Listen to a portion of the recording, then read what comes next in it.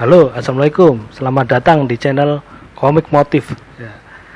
Hari ini saya akan membicarakan tentang usaha-usaha yang tidak perlu modal untuk keberlangsungan usaha itu ya.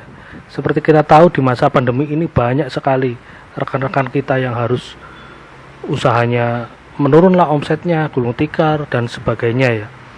Mereka biasanya memutar otak gimana nih caranya supaya bertahan di masa-masa seperti ini ya, sama seperti kita semua, saya juga ya, yang biasanya kita harus berubah haluan juga banyak sekali ya.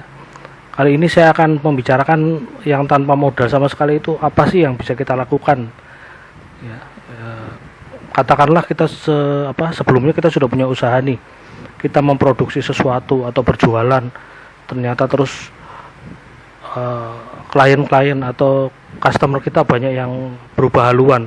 Artinya kita juga harus otomatis ya memutar haluan usaha kita. Gimana yang kira-kira yang tidak begitu terpengaruh dengan masa pandemi seperti ini ya. Mungkin saya patokannya ke salah satu usaha yang minim atau bahkan kita tidak perlu modal sama sekali, yaitu usaha jasa ya, usaha jasa yang pasti dibutuhkan ya, biasanya jasa pendidikan ya, seperti kursus.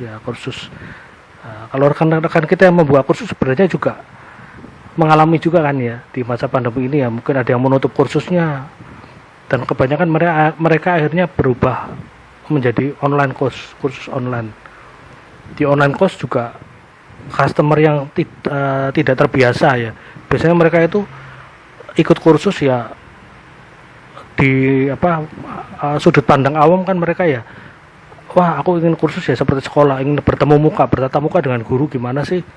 Nah, jika online course mereka artinya seperti ada sesuatu yang hilang kan, ada yang rugi, artinya mereka tidak untuk membayar full yang seperti yang biasa kita kursus biasanya, akhirnya kebanyakan mereka tidak begitu kebanyakan mereka yang meminta harga lebih murah daripada kursus tatap muka, seperti itulah istilahnya. Nah, sekarang bagaimana kita harus membangun online course itu nilainya sama dengan kursus tatap muka. Nah, ini yang akan kita bahas di sini ya. Kelebihan dan kekurangannya. Berarti kita waktu online course kita harus mengemukakan atau menonjolkan kelebihan-kelebihannya dulu pada calon customer kita. Seumpama pertama yang jelas, kalau online course punya kelebihan apa itu? Kita tidak harus mendatangi tempat kan ya. Kalau mendatangi tempat kan berarti kan butuh biaya, butuh energi, seperti itu kan. Kalau online course tidak, itu kelebihannya online course. Kalau kekurangannya mungkin dibandingkan kursus tatap muka, biasanya kan kalau tatap muka kan kita bisa langsung mengemukakan segala yang kita ingin tanyakan ke guru kita, seperti itu. Jadi bisa langsung. Kalau online course berarti ada penghambat. Nah, di sini yang akan kita mainkan yang gimana cara kita mengelola media di antara kita dan customer kita supaya justru lebih membangkitkan ini semangat untuk tetap bertahan di online course yang kita adakan, seperti itu ya. Contoh nih, seumpama biasanya yang jamak diketahui kan kalau online course memakai aplikasi Zoom. Nah, Zoom itu sendiri sebenarnya juga ada kelebihan dan ada kekurangannya. Memang bagi penyedia layanan Zoom, mereka pasti mengemukakan kalau Zoom ini seperti kita bisa bertatap muka tapi bisa melewati tapi kendalanya itu jadi hanya dibatasi dengan media itu kan, media yang kita harus mengeklik dulu lah, masuk ke aplikasinya dulu lah, seperti itu kan. Nah, di sini sebenarnya bisa mempersimpel kalau kita bisa mengoptimalkan WhatsApp sendiri ya. Kalau menurut saya ya, kalau WhatsApp mungkin lebih unggul kalau kita bisa memaksimalkannya. Contohnya dari WhatsApp kita juga bisa membuat grup WhatsApp. Terus di WhatsApp juga ada fitur-fitur yang justru akan kaya sekali di WhatsApp, seperti ada video call, ada chat, ada foto. Nah, seperti itu.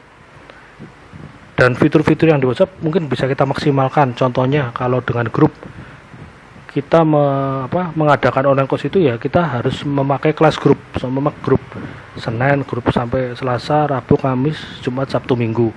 Dari grup itu murid-murid yang ikut akan justru bisa lebih bersemangat karena dia tahu kalau juga ada anak-anak lain yang di dalam grup yang juga ikut dalam kursus kita gitu.